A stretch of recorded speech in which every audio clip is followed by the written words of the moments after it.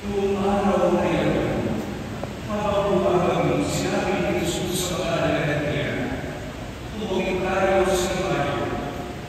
Kaya iniwan nila ang mga tao at sumakay sa mga pinagpunlanan ni Jesus upang iwagin siya.